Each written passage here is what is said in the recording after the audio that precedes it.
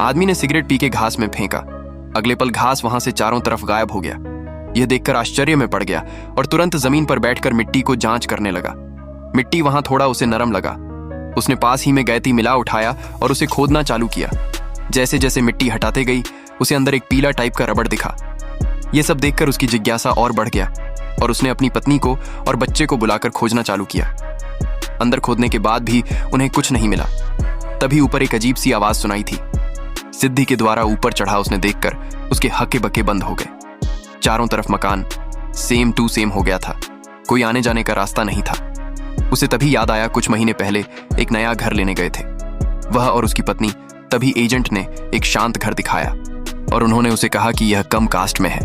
वह खुश हो गए क्योंकि उनके पास उतना ही कास्ट था जैसे उन्होंने उसे सोसाइटी में सिलेक्ट हुआ।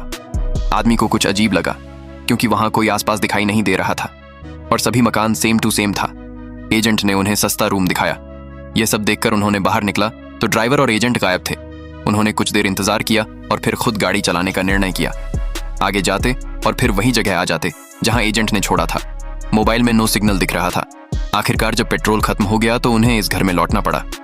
फ्रिज में देखा तो वहां कुछ खाने की चीज पड़ी थी। उन्होंने खाना खाया तो उसका कोई स्वाद नहीं था। अगली सुबह रास्ते की तलाश में निकल गए मगर शाम हो गई भी रास्ता नहीं मिला। उस आदमी ने दूसरा मकान देखा और उसमें गए तो उन्हें पता चला कि यह हमारा ही मकान है।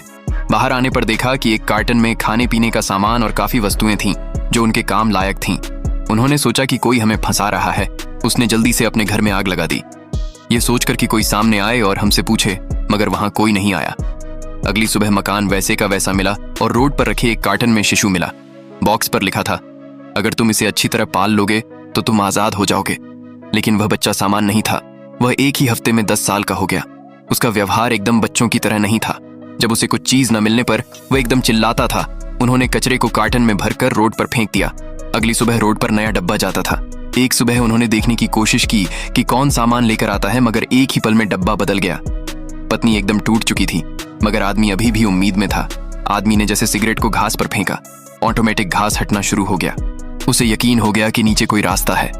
उसने हफ्ते और महीने लगाकर खूब खुदाई की। शरीर थक गया था मगर वह उम्मीद में था कि रास्ता मिलेगा क्या।